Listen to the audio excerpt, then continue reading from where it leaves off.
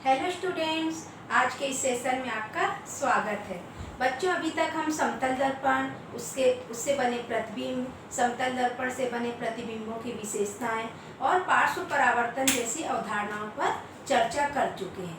आज हम कुछ नया पढ़ेंगे। आज हम पढ़ेंगे गोली दर्पण के बारे में। अब आप लोग सोचते हो कि ये नया टर्म कहाँ से आ गया, गोली दर्पण? ये क्या होता है गोली दर्पण?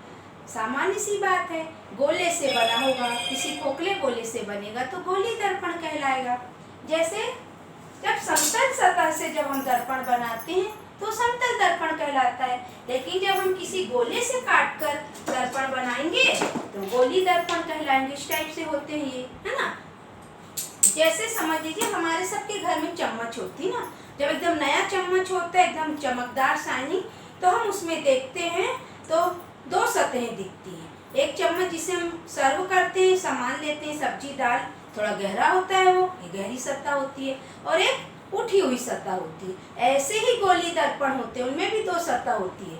कुछ गोली दर्पणों में धसी हुई सतह होती है, कुछ गोली दर्पण में उठी हुई सतह होती है।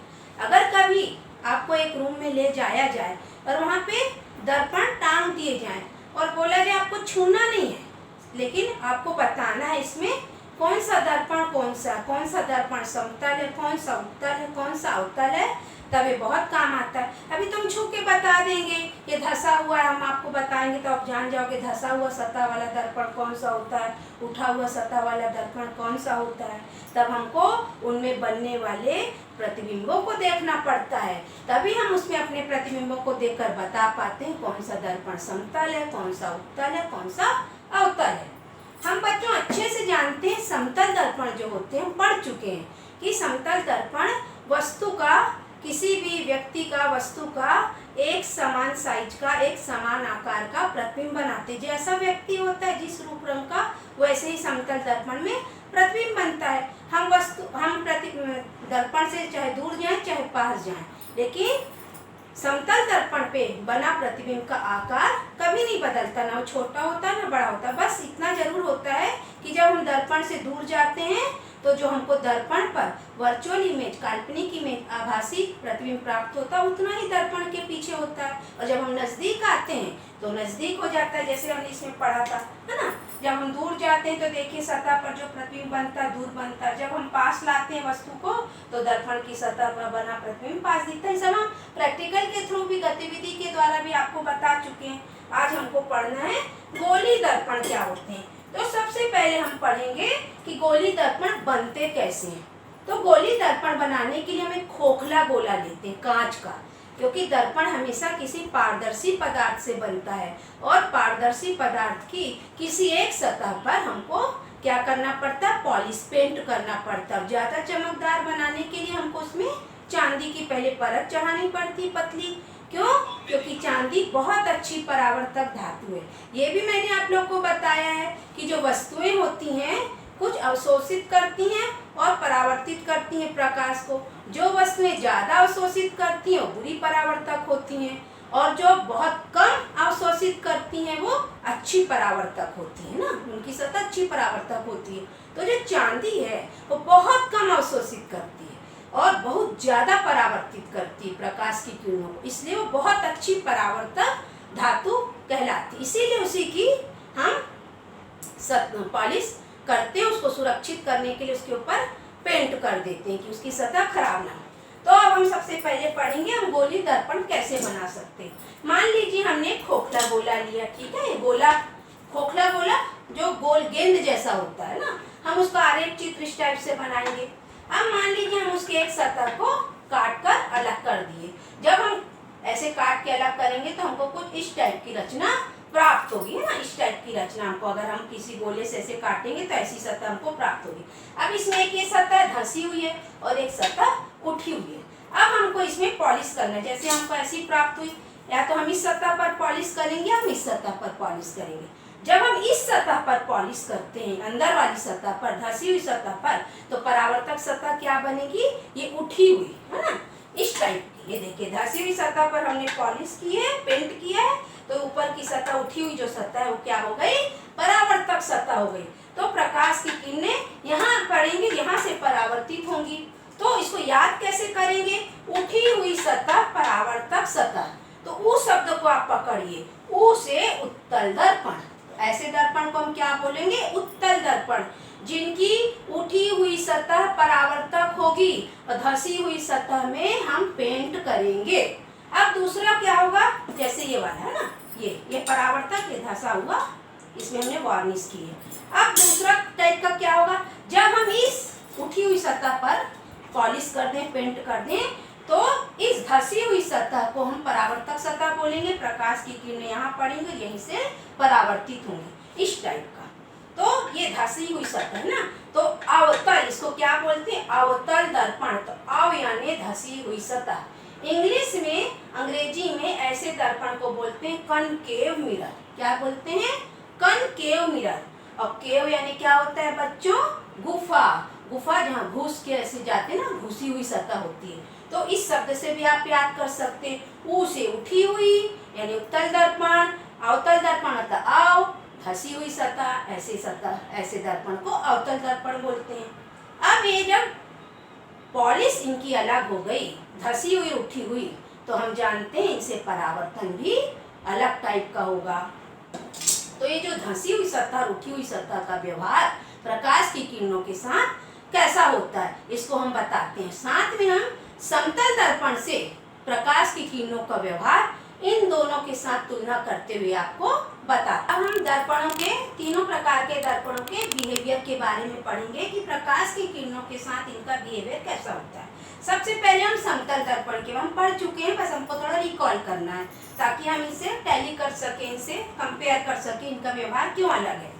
तो ये है समतल दर्पण। जब हम जानते हैं समतल दर्पण को हम जब इस टाइप से रखते हैं एकदम सीधा, और जब प्रकाश की किरणें में सीधे पड़ती हैं, एकदम समानांतर किरणें प्रकाश की आ रही और सीधे आती हैं, एकदम सीधे जब आती हैं, तो आपतन बिंदु पर जब अभिलंब के साथ 90 डिग्री का मतलब बिल्कुल खड़ी पड़ती है, 90 डिग्री का कोण बनाती हुई, तो ये अभिलंब से ही ऐसे सीधे वापस चले जाती हैं। ये वाला बिंदु आप समझिए। सबसे पहले प्रकाश की किरणें सीधी समतल दर्पण पर टकराई और टकराने के बाद उसी दिशा में वापस परावर्तित हो गई। अब हम समतल दर्पण को थोड़ा इस टाइप से झुका दे रहे हैं, ऐसा टिल्ड कर दे रहे हैं। तो जब समतल किरणें यहाँ से आएंगी तो परावर्तन के बाद नीचे की ओर होंगी, नीचे की ओर परावर्तित होंगी। और जब हम समतल दर्पण को थोड़ा इस टाइप से रखेंगे, झुका देंगे, तो जो प्रकाश की किरणें से आपतित होंगी वो ऊपर की ओर उठेंगी। ये होता है समतल दर्पण का व्यवहार, है ना। सीधी आ रही तो सीधी निकलेंगी, ऊपर से आ रही नीचे की ओर झुकेंगी, नीचे जा रही ऊपर की ओर जाएंगी। ये समतल दर्पण का बिहेवियर है। अब हमको गोली दर्पण पर बात करना कि गोली दर्पणों के साथ प्रकाश की किरणों का क्या बिहेवियर होता है। और हम जानते हैं गोली दर्पण में दो सतह होती है, एक धसी हुई, एक उठी हुई। तो धसी हुई सतह वाला, परावर्तक सतह वाला दर्पण कहलाता है अवतल दर्पण, इस टाइप का ना, धसी हुई सतह वाला। जब ऐसी सतहों पर प्रकाश की किरण पड़ती हैं तो जो सीधी सीधी आती हैं वो सीधी परावर्तित हो जाती हैं। जब ये आप देखिएगा ये कैसा व्यवहार, ये इस टाइप से ऐसा व्यवहार करती हैं, किरणों को क्या करती हैं? संकेंद्रित करती हैं, सकेलती हैं।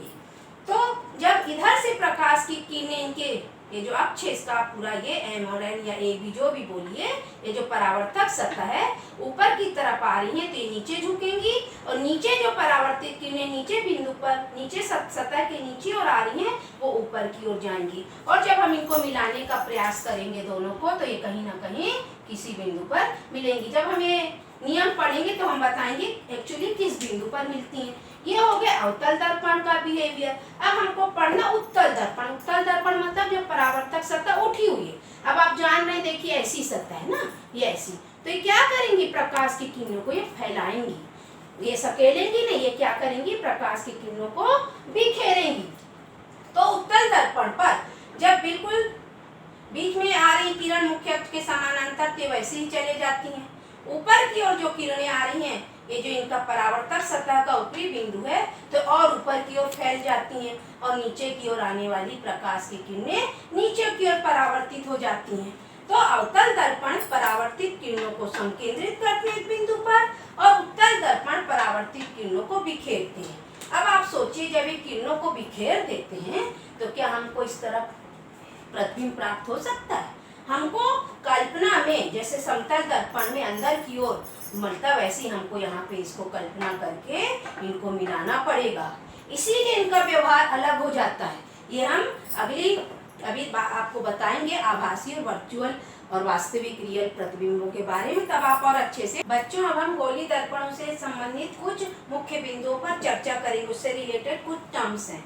इनका उपयोग हम कब करते हैं? जब हम इसका गतिविधि करेंगे, विभिन्न प्रकार के दर्पण और मोमबत्ती या टॉर्च रखकर कैसे प्रतिबिंब बन रहा है, वास्तविक बन रहा है कि आभासी बन रहा है, जब हम प्रैक्टिकल करेंगे तब हम बार बार मुख्य अक्ष, वक्रता केंद्र, फोकस बिंदु ये सब बोलेंगे तो आपको समझ नहीं आएगा। तो इसलिए अभी ये सब चीजों को समझना बहुत जरूरी है। तो मुख्य बिंदु हैं वक्रता केंद्र, ध्रुव, मुख्य अक्ष, वक्रता त्रिज्या और फोकस बिंदु। ये 5 बिंदुओं पर हमको चर्चा करना, जानना ही होती क्या है। बच्चों, हम जानते हैं कि गोली दर्पण कैसे बनता है। किसी खोखले गोले, ठोस नहीं, खोखले गोले को, पारदर्शी खोखले गोले को एक हिस्से को काटकर हम गोली दर्पण बनाते हैं और उनकी धसी हुई सतह पर पॉलिश करेंगे और कोई एक सतह पर दर्पण बनाने के लिए हमको पॉलिश करनी पड़ेगी। तो मान लीजिए गोला है हमारा, है ना, और हम जानते हैं जो कोई भी गोला रहता है तो उसका एक केंद्र होता है और हम इसको प्रकार रख के से गोला बनाते हैं ना, तो एक केंद्र बिंदु पर रख के हम इस टाइप से गोला बनाते हैं। तो जो केंद्र होता है उस गोले का केंद्र वही उस दर्पण का वक्रता केंद्र कहलाता है। जैसे हम इसको काट के सतह को काटे और अलग कर दिए, है ना, पॉलिश हम कर लिए, अंदर बाहर कहीं भी कर लिया, तो ये जब काटे तो ये जो केंद्र है, यही केंद्र सी इसको बोलते हैं वक्रता त्रिज्या, यही सी बोलते हैं इसको वक्रता केंद्र बोलते हैं। मतलब वक्रता केंद्र क्या होता है? जिस खोखले गोले को काटकर दर्पण बनाया जाता है उस खोखले गोले का केंद्र ही उस दर्पण का वक्रता केंद्र होता है। दूसरी चीज है ध्रुव। ध्रुव क्या होता है? जितना हमने काट कर ये गोली कर्व सतह निकाली है, प्रकाशीय सतह जो निकाली, इसको हम अपार्चर भी बोलते हैं। अपार्चर मतलब वह क्षेत्र होता है जिस पर परावर्तन की क्रियाएं होती हैं, है ना। जैसे यहाँ पे यहाँ से यहाँ तक इसका अपार्चर होगा, क्योंकि यहाँ से यहाँ तक इसमें क्या होगी? परावर्तन की क्रिया होगी। तो ये जो सतह है एम एन अपार्चर हो गया, तो इसका बीचों बीच का बिंदु क्या कहलाता है? उस दर्पण का ध्रुव कहलाता है, इसको पोल बोलते हैं। तीसरा है मुख्य अक्ष। मुख्य अक्ष क्या होता है? वक्रता केंद्र और पोल को मिलाने वाली रेखा दर्पण का मुख्य अक्ष कहलाती है। यहाँ पे सीपी दर्पण का मुख्य अक्ष है। चौथा है वक्रता त्रिज्या। वक्रता त्रिज्या क्या होती है बच्चों? हम त्रिज्या पढ़े गणित में ना, केंद्र से गोली सतह पर खींची गई ये सारी रेखाएं क्या कहलाती हैं? जैसे हम यहाँ से खींच दें, बड़े में बता रहे हैं आपको, ये सब क्या कहलाती हैं? वक्रता त्रिज्या, है ना। तो हम इसको क्या किससे डिनोट करते हैं? आर से। किससे डिनोट करते हैं? कैपिटल आर से। मतलब यहाँ से यहाँ तक की दूरी, यहाँ से यहाँ तक की दूरी, यहाँ से यहाँ तक की दूरी, हर बिंदु मतलब केंद्र से गोले की हर बिंदु तक की दूरी, जैसे यहाँ से यहाँ, यहाँ से यहाँ, ये क्या कहलाएगी? वक्रता त्रिज्या, जिसको हम बोलेंगे आर। आखिरी टर्म हमको पढ़ना है बच्चों फोकस बिंदु। ये बहुत इंपॉर्टेंट पॉइंट है ना, ये अभी मैं आपको बाद में जब फोकस दूरी बताऊंगी तब बताऊंगी। F बराबर r/2। अभी हम इसको समझते हैं। फोकस बिंदु क्या होता है बच्चों? यहाँ 2 प्रकार के दर्पण हम जान रहे हैं। अवतल दर्पण, क्योंकि धसी हुई सतह परावर्तक है। समतल दर्पण में तो क्या होता है? समानांतर किरणें आती हैं और परावर्तित होकर अगर सीधी आ रही तो सीधी निकल जाती हैं, है ना। लेकिन अवतल दर्पण क्या करता है? किरणों को क्या करता है? संकेंद्रित करता, सकेलता, एक बिंदु पर लाता है। दर्पण के किरणें क्या हो रही है? आपतित हो रही है। अब परावर्तन की बात जो ऊपर से आ रही है वो इधर चले गई, यहाँ वाली इधर हो गई। तो ये सब क्या है? ये आपतित किरण है बच्चों, ये वाली किरणें आपतित, और ये सब क्या है? परावर्तित किरणें, है ना। ये सब क्या है? परावर्तित किरणें जिस बिंदु पर मिलती हैं वह बिंदु उस अवतल दर्पण का फोकस बिंदु कहलाता है। उत्तल दर्पण में क्या होता है? उत्तल दर्पण चीजों को क्या करता है? फैलाता है ना। तो इसमें जब किरणें आपतित हो रही, इसमें भी अनंत से किरणें आपतित हो रही, सब आपतित किरणें हैं। अब ये सतह से टकराएंगी, उत्तल दर्पण की उठी हुई सतह से, और टकराने के बाद ऐसे उठ के निकल जाएंगी। ये सब परावर्तित किरणें, ये देखिए ये सब परावर्तित किरणें हैं। ये इसकी परावर्तित किरण है, यहाँ से जा रही है, इसकी है, ये इसकी है, ये इसकी है, ये सब बिखर गई। अब हम इसको क्या करेंगे? जैसे हम समतल दर्पण में दर्पण के पीछे बिंदुओं को मिलाने का प्रयास करते हैं, तो ये जिस बिंदु पर सारी किरणें मिलती हैं, देखिए जो डैश डैश करके बनाए ना, ये दर्पण के पीछे की चीज है, दर्पण के पीछे हो रहा है तो जिस बिंदु पर मिलती हैं वह बिंदु उस उत्तल दर्पण का फोकस बिंदु कहलाता है। अब देखिए हमारे पास ये 2 मिरर है, आप इस मिरर में देखने का प्रयास करिए, है ना। हम इसको चलिए पास से भी आपको दिखाते हैं। हम कितनी भी दूर लेके जाएं, देखिए इसमें सीधा ही प्रतिबिंब और छोटा मिलेगा, दूर लेते जाएंगे। पीछे रखी चीजों का भी आप लोग को शायद इसमें दिख रहा हो, छोटा प्रतिबिंब दिखता है। ये हमारा कौन सा उत्तल दर्पण उठा हुआ है, और ये वाला हमारा धसी हुई सतह वाला आप देखना, यहाँ भी कितना बड़ा दिख रहा है। देखिए सीधी पेन दिख रही है, उसके हम जैसे जैसे दिखता ही नहीं है, देखिए कुछ दिख ही नहीं रहा। क्यों? क्योंकि ये क्या कर रहा है, सकेल रहा, पता ही नहीं चल रहा इसमें कहाँ प्रतिबिंब बन रहा है। तो ये तीनों, ये समतल दर्पण आप पढ़ ही चुके हैं, इसमें पास लाओ चाहे दूर लाओ, प्रतिबिंब पास लाते हैं तो पास बनता है, दूर ले जाते हैं तो उतनी ही दूर बनता है। तो ये तीनों प्रतिबिंब मतलब दर्पण का व्यवहार अलग होता है। तो हमको अगर छूने ना दिया जाए और बोला जाए पहचानिए कौन सा दर्पण क्या है, तो हम ऐसे ही प्रतिबिंबों को देखकर दर्पणों की पहचान करते हैं। जो उत्तल दर्पण होता है इसमें हमेशा वस्तु का छोटा और सीधा प्रतिबिंब बनता है, इसीलिए इसका उपयोग गाड़ियों में साइड मिरर के रूप में किया जाता है। पीछे का वास्ट एरिया को, ड्राइवर को पूरा एरिया दिखता है और ट्रैफिक में पास मतलब आगे बढ़ता है।